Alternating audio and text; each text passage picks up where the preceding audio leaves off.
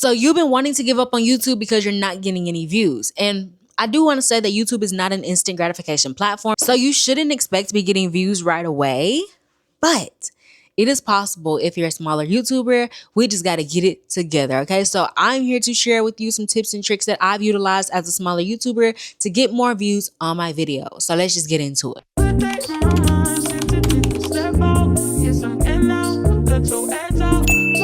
Family, hey cousins and sisters and brothers, what has been going on? What have you guys been doing? I really missed you guys. I wanted to share with you guys some tips on how I have achieved views like this and views like this as a smaller YouTuber. Like, if I can do it, you can do it.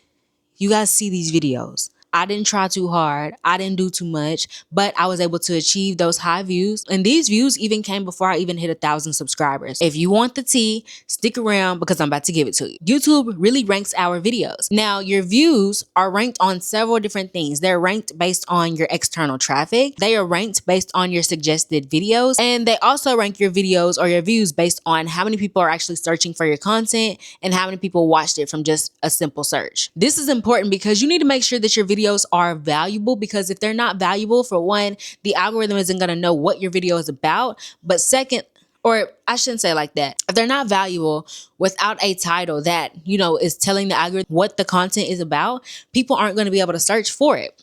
So I feel like a lot of the how-to videos on how to do something, on how to do X, how to do Y, how to do Z are really great videos for smaller creators because people want to learn how to do something. That's almost like a no-brainer for people to watch your videos. Now, your watch time and your retention rate are also some #1 factors that really decide whether your video is going to rank in search. Now, people come to your video and there are a few things that will keep them on your video. Do you have a good hook?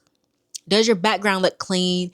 Is it something that is recognizable? Are you in the same spot every time that you're recording? The third thing, are you being interesting? Are you giving energy? Or just really just being yourself? Because I know everyone is not energetic. I know I'm on here, I'm like bouncing and I'm like boom, boom, boom, boom, boom, boom, sometimes, but I know everyone isn't like that. So, just be yourself, but make it entertaining. Do you have jump cuts? Are you having a lot of dead space in your videos? There are a number of factors that's going to make someone scroll off your video. So you want to really make sure that you are paying attention to the way that you're creating and editing your videos so that people stay and really watch your content. You also want to make sure that you are effectively utilizing your titles and your descriptions to rank your video in the search, because YouTube is a search engine just like Google. And so when people are searching for something, they search how to do something. You want your video to be able to pop up in the search engine. That is why I feel like a lot of people tell, just new creators not to start off doing vlogs, because if you're doing vlogs, no one is going to search up your name. Like, you guys, this may be your first time seeing me. You didn't search up Katera Lachey to find my video. You searched up how to get more views on YouTube, and then my video showed up. So you want to be able to utilize your titles, make sure they're SEO based, meaning search engine optimized, so that way your videos can rank in the search engine. Because I'm telling y'all, if your video title, and they don't always have to be that technical, like how to do, no, they don't always have to be that technical, but make sure that you maybe are saying words like, I'm going to teach you how to do this in the videos, or also make sure that you're putting them in the description. So in your description, you can say something like, in this video, you're going to learn how to do blank. Now, when it comes to SEO and keywords, you want to make sure that you're utilizing keywords that are also not highly used. If you're a smaller creator, you are going to drown in a sea of other larger creators when you're utilizing and trying to copy the tactics of them. Y'all are watching this video because I'm a smaller creator. I have achieved a lot of views on some of my videos, and that is because I was able to weed out certain keywords that I can utilize on my videos that will make me stand out. But also, I found a valuable topic that I knew a lot about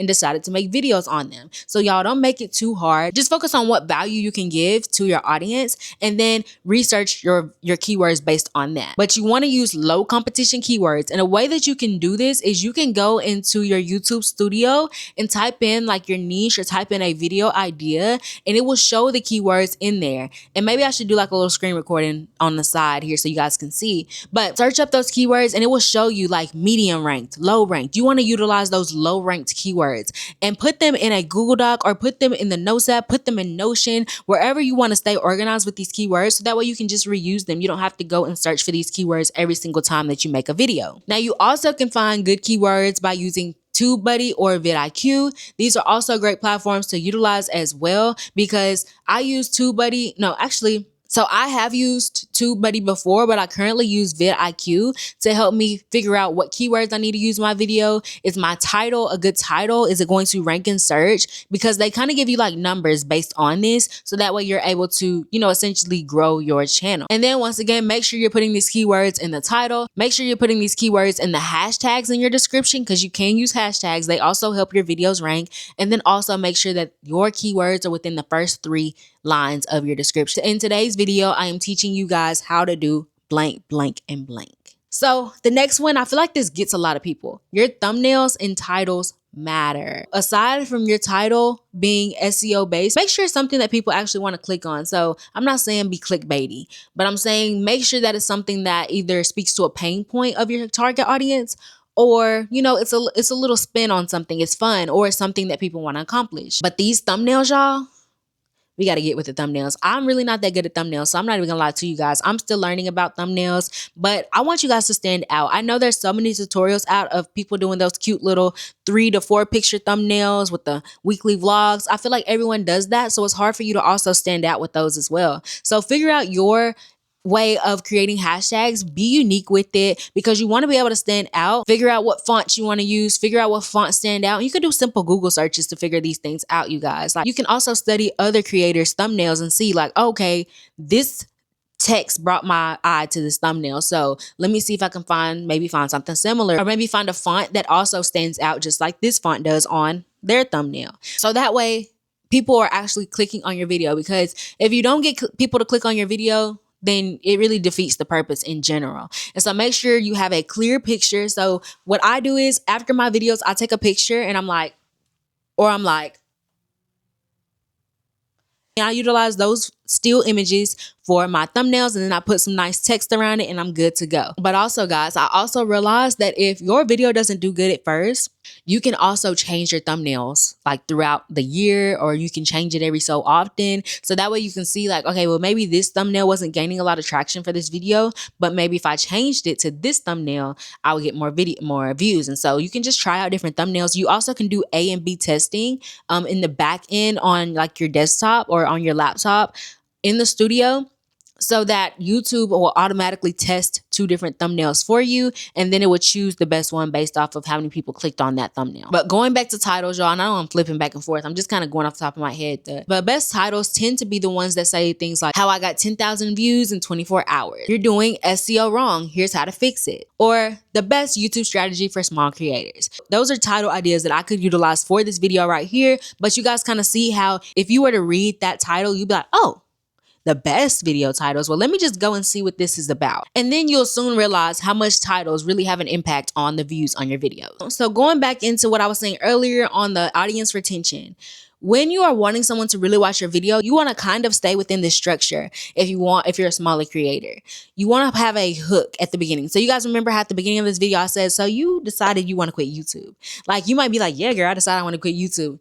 So you want to be able to utilize a sentence that's going to speak to your target audience. Cut out all the fluff. Make sure that you're cutting the dead space in your videos. Not saying you can't leave some of it, because of course those choppy videos are not fun to watch. Like, I learned that. One of my videos, if you guys go back and watch them from when I first started, and this was really like, I had videos before those, but they weren't within that niche. So I privated all of those. So you guys would just see the ones that I started at the beginning of 2024. The ones that I posted at the beginning of 2024. If you watch them, they are super choppy. It's like, like every other word I'm saying is like a cut. That's not cute. I learned that. But of course, you want to make sure that if I'm just sitting here like, and when you're wanting to make more views on your videos, like if I'm talking like that, you guys aren't going to watch that.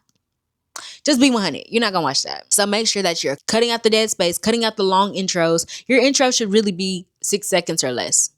I'm gonna just be real with y'all. Nowadays, these extra intros, people aren't gonna sit and watch through those, because thanks to TikTok, everyone's attention span is just short. So make sure that your intros are short and sweet, and you're getting to the point within your intro in your video. You can also encourage engagement within your videos, because once YouTube realizes that people are actually commenting on your video, then they're going to push it out to more people. So you can tell people things like, put an emoji in the comments if you like this video. I can say something like, put an emoji in the comments if you've ever decided you wanted to quit YouTube.